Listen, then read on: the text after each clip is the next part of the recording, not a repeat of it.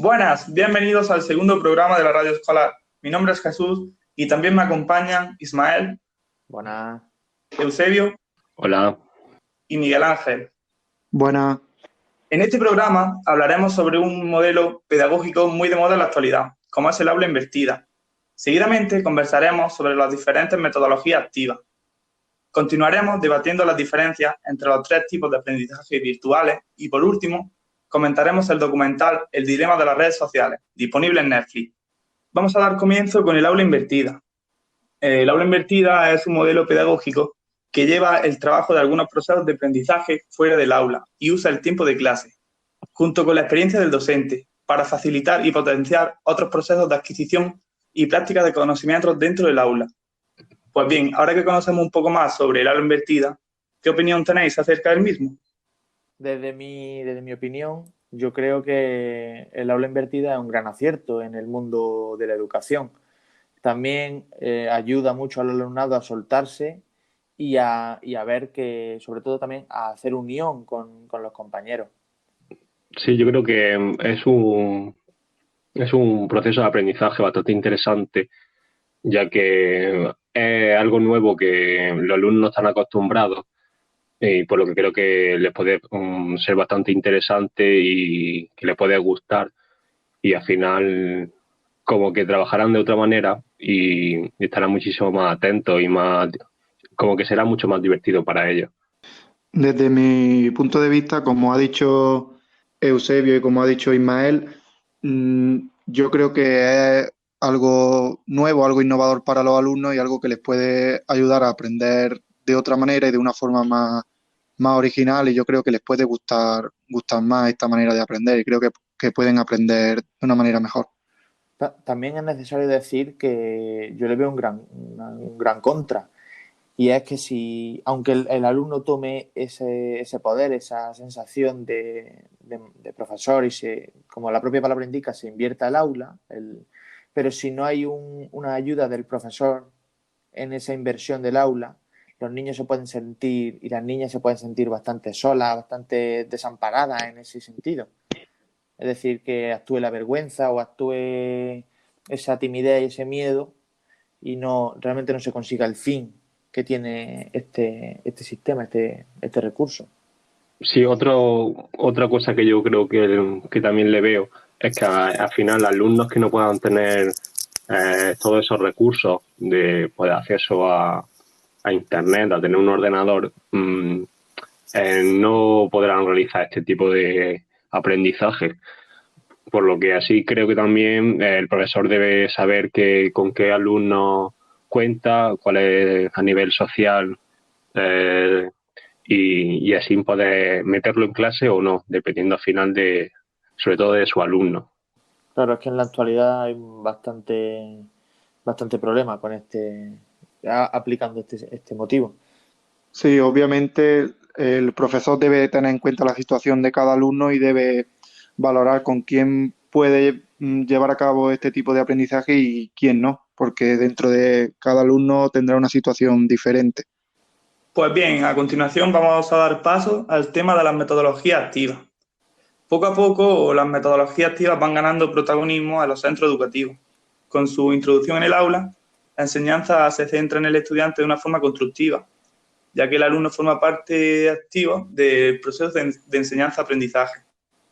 Las metodologías activas se refieren a aquellos métodos, técnicas y estrategias que utiliza el docente para convertir el proceso de enseñanza en actividades que fomenten la participación activa del estudiante y lleven el aprendizaje. Muchos profesores dudan a la hora de escoger una metodología u otra para realizar sus clases. En vuestro caso, como docentes, ¿qué metodología activa veríais más apropiada si tuvierais que dar una clase, por ejemplo, sobre las plantas? Pues yo principalmente me gusta utilizar dos tipos de aprendizaje. El aprendizaje basado en problemas y el método de caso. Creo que ambos métodos son bastante interesantes a nivel cognitivo para el alumno, ya que, por ejemplo, el aprendizaje basado en problemas, en este caso de las plantas, pues basado en un problema, el alumno debe de resolver un problema que le plantea el profesor, en este caso yo. Entonces, pues, relacionado con las plantas, pues podríamos ver el tema de por qué cada vez hay menos bosques en el mundo, y entonces el alumno tendría que buscar sobre eso y así mejoraría sobre su habilidad y su conocimiento, ya que es un tema que creo que es bastante curioso para ellos y así podría mejorarlo. Y en el caso del método del caso es muy parecido, pero en esta vez el alumno el que él mismo se hace las preguntas. Al final, el tema de las plantas, pues el alumno diría los temas que quieren saber relacionados con ellas, pues al final cómo crece una planta o el tema de la fotosíntesis, y ellos buscarían la información y se darían respuesta a sus preguntas. Pues a mí me gusta utilizar sobre todo el aprendizaje basado en proyectos, porque al ser un aprendizaje en el que la clase, el grupo de clase se divide en pequeños grupos de trabajo y cada uno investiga sobre un tema que le toque o le asigne el profesor, pues creo que se pueden entablar relaciones de compañerismo, la colaboración y cooperación entre compañeros, y creo que es un buen tipo de aprendizaje por eso, porque cada uno investiga, pero luego se pone en común y eso, lo que un grupo ha investigado le sirve a otro y a otro, y entre todos pues pueden llegar a alcanzar las propias soluciones. Yo creo que en base al tema que has propuesto, Jesús, sobre las plantas, a mí me gusta mucho utilizar el método de la simulación y el aprendizaje cooperativo. Además que tiene muchas cosas entre sí. Yo veo una actividad muy práctica y que le enseñaría muy bien este tema, o cualquiera, el desarrollar, por ejemplo, en varias fases una actividad, en el caso de la simulación. Un ejemplo, pues enseñaríamos qué son las plantas, qué características tienen, nos lo llevaríamos a verlo en la realidad y después haríamos una actividad, pues a lo mejor con una lenteja, viendo cómo sale, cómo se germina, etcétera. Y también esto lleva impreso dentro de este método el aprendizaje cooperativo, porque al final el objetivo de todo el alumnado es conseguir ver nacer esa planta y ver cómo crece, cuidarla, y si no lo consigue varios grupos, pues realmente el grupo entero como clase no llega al objetivo. Entonces estos dos métodos pues estarían muy relacionados y son muy prácticos para llevarlos al ámbito educativo. Pues bien, una vez que habéis debatido acerca de cuál es la mejor metodología para llevar a cabo una clase sobre plantas, vamos a dar paso a debatir sobre los 3 tipos de aprendizaje virtuales llevados a cabo en la realidad, como son el Electronic Learning, Blended Learning y Mobile Learning. El e-learning lo podemos entender como procesos de enseñanza-aprendizaje a través de Internet. Esta modalidad permite una formación completamente a distancia, donde los alumnos acceden a los contenidos, actividades, tareas, tutores del curso, etcétera, a través de Internet. El B-Learning hace referencia a la combinación de la capacitación presencial de profesor en el aula con la educación online mediante cursos o medios digitales. Es lo que se conoce básicamente como un aprendizaje semipresencial. El M-Learning es la estrategia educativa que aprovecha los contenidos de Internet a través de dispositivos electrónicos móviles, ya sea tablets o teléfonos. Pues bien, como futuros docentes, ¿cuál de las siguientes formas de aprendizaje veis más apropiadas a la hora de dar una clase? Pues yo desde mi punto de vista creo que las 3 pueden ser muy utilizables, muy provechosas para los alumnos, pero creo que todavía se tienen que desarrollar, se tiene que tener en cuenta pues que algunos alumnos pues no tienen acceso a internet, no tienen pues eso, que no pueden dar clases de manera online. Y yo, si me tuviera que quedar con una, creo que me quedaría con el Blended Learning, porque creo que además de la educación a distancia online, es muy importante el hecho de una educación presencial, y creo que la mezcla de las dos puede ser interesante. Sí, la verdad yo que también estoy de acuerdo contigo, Miguel Ángel, ya que aunque cada vez vamos yendo cada vez más hacia lo online, hacia lo tecnológico, pero creo que también no hay que perder de vista la presencialidad, y la figura del profesor en la clase, ya que creo que la mezcla de las dos es bastante interesante para los alumnos y aún creo que es la más apropiada, pero al final conforme va avanzando la sociedad creo que se va a ir dirigiendo hacia una manera más e-learning o e-learning. Yo, desde mi punto de vista, creo que como futuros docentes y la carrera que nosotros estamos estudiando, necesitamos una presencialidad. No podemos, nuestra carrera es muy práctica y nosotros tenemos que estar preparados, obviamente, para el mundo online, para la tecnología, pero como mejor aprenden, desde mi punto de vista, o como mejor se enseña a un grupo de alumnos y alumnas, es de manera presencial.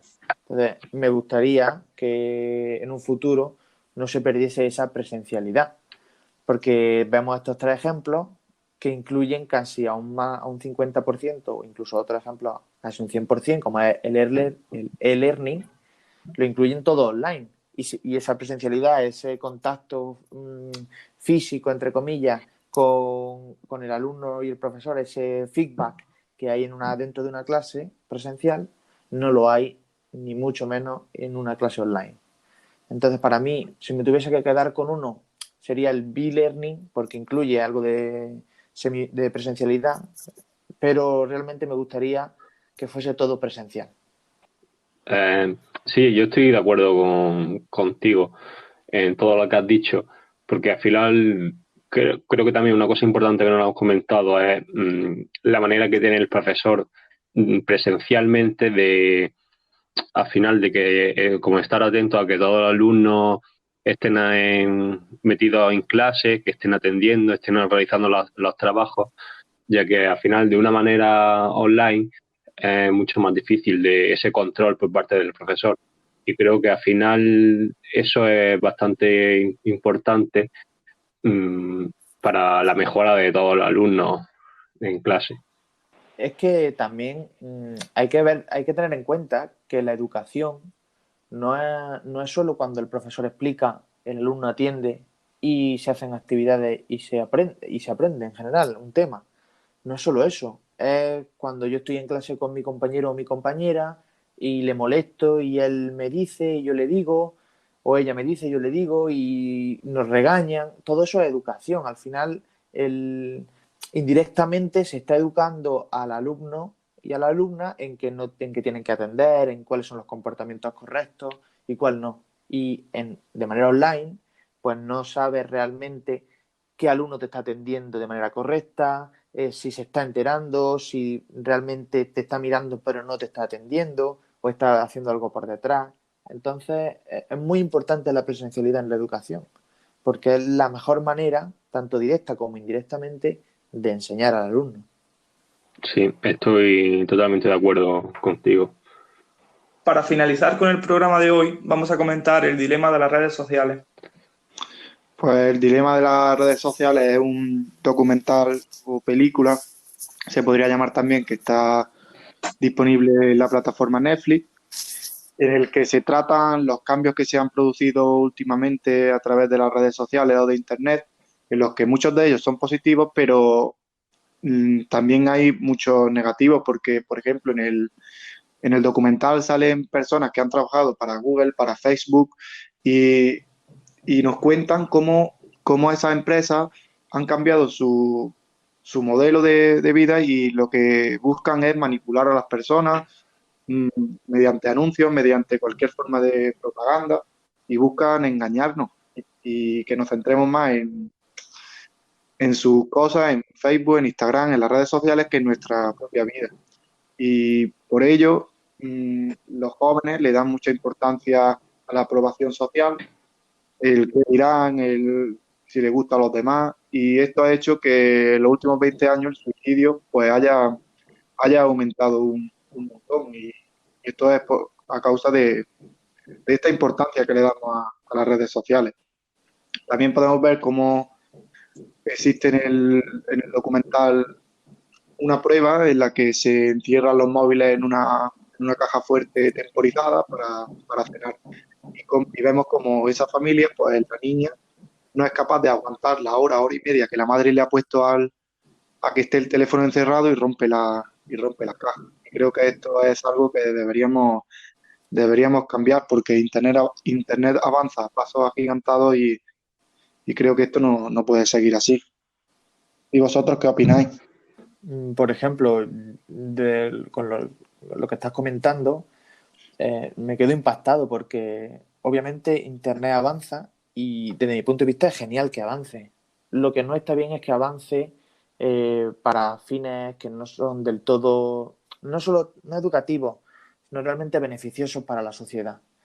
Lo que estás comentando de esa prueba que le hizo la madre, o en sí en la utilización de las redes sociales, o todo para un mal fin, crea pues problemas como el bullying, el suicidio, etcétera. Entonces, yo creo realmente también que antes de Internet ya existía el bullying. Lo que pasa es que, bueno, no se le daba tanta importancia o se le llamaba de otra manera o se le conoce como, bueno, hemos peleado, nos hemos tirado una piedra y te pega un puñetazo y ya está. Pero yo creo que ahora con las redes sociales todo esto llega a muchos más sitios, va mucho más allá, puede ser mucho más constante y esto es un gran problema para la sociedad porque realmente creemos que estamos avanzando, tanto tecnológica como mentalmente y avanzando como sociedad y realmente estamos retrocediendo.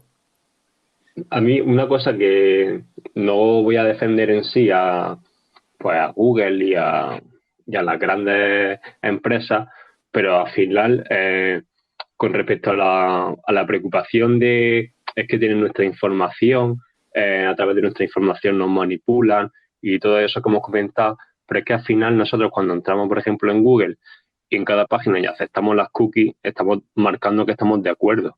Al final ellos como que te avisan, no intentan hacerlo nada como a escondidas ni nada. Al final te avisan con el tema de las cookies y nosotros sabemos lo que estamos aceptando y sabemos. Entonces, No, si al final utilizamos ese tipo de tecnología, es porque en el fondo tampoco nos preocupa tanto y estamos de acuerdo con que a lo mejor tengan nuestros gustos, en donde solemos meternos en los buscadores, porque al final tampoco nos importa tanto si al final podemos meternos en las páginas esas, ¿sabes?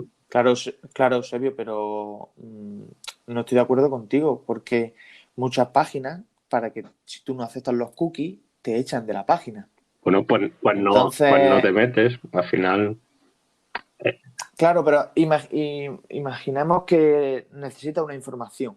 Está buscando una información sobre un tema para un trabajo o para cualquier cosa y necesita informarte. Y ahora entramos al periódico, a cualquier periódico digital, vamos a ver la noticia y nos dice que o aceptamos las cookies o no la podemos ver. Pues hay momentos en los que podrías decir, vale, no la acepto porque realmente no me influye o no es suficientemente importante o necesario en este momento. Pero hay otras veces que sí, que lo necesitas para terminar un trabajo o para hacer cualquier acción en ese momento. Entonces, claro, te pone entre la espada y la pared. Es que no acepto, esto como me afecta. Entonces, al final también tienes razón que nosotros permitimos eso, pero es que no nos dejan otra opción. Es como lo haces o no, o lo haces. Yo estoy de acuerdo con lo que dice Eusebio, pero también con lo que dice Ismael. Es que si no aceptas las cookies, pues no puedes acceder de una manera u otra te están obligando.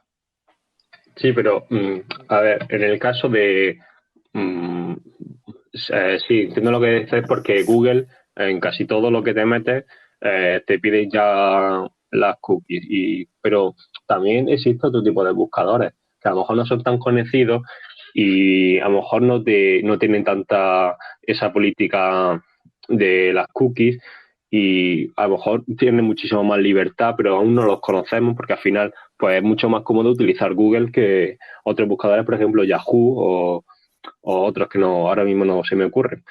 Entonces, es que al final sí, creo que es fácil pues echarle la culpa porque sí, porque al final ellos también es parte del problema, pero también es muy cómodo como nosotros pues echar la culpa, pero yo mientras sigo utilizando esos buscadores que sé lo que hacen, pero bueno, al final tampoco creo que sea tan malo si me proporciona muchísima información que yo la necesito. Porque al final, que Google conozca las páginas que yo busco o sepa mis gustos, no me parece tan malo si me permite tener todo el buscador o todas las cosas que yo encuentro en Google, por así decirlo. Sí, en esa parte sí tienes razón. Es verdad que nosotros pues, no hacemos por mejorar esto, tampoco. Pasamos por el aro que ellos nos ponen y nos quedamos callados. Pero es un tema complicado, la verdad, porque las dos partes tenemos culpa, pero las dos partes seguimos, uno se aprovechan de nosotros y nosotros seguimos retroalimentando ese aprovechamiento. Sí, al final es llegar a un punto donde al final yo creo que también por parte de las leyes se debe delimitar un poco todo ese tipo de cosas. Y ahí, con respecto también de las redes sociales, es que al final estamos siempre el mismo debate de las cosas malas que tienen las redes sociales, pero creo que también tiene una parte buena y no depende más en sí de las redes sociales, sino del uso que se le dé. Porque al final por las redes sociales, aparte de como tener tu perfil personal y mostrar pues lo que tú quieras mostrar, puede ser una parte importante también para encontrar información de tus temas que te gusten y puedes utilizarlas menos a nivel personal, por así decirlo. Entonces también creo que el uso que le dé cada persona en ese sentido.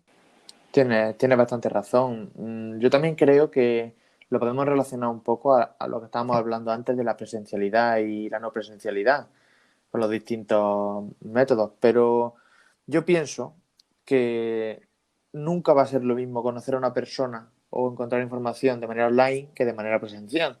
Pero claro, también nos abre muchas puertas a poder conocer a gente primero de manera online y si queremos ponernos en contacto con esas personas y avanzar de manera presencial. También en todos los temas, tanto amistad, amor, etcétera, nos ayudan bastante. Hasta aquí el programa de hoy. Espero que les haya parecido interesantes los temas tratados. No se olviden pasar por nuestra página web donde podrán encontrar más entradas relacionadas con el programa de hoy. De igual manera, no se olviden de seguirnos en nuestras redes para estar al tanto de nuestras publicaciones. Nos vemos próximamente con el tercer programa de la Radio Escolar. Un saludo. Un saludo. Un saludo.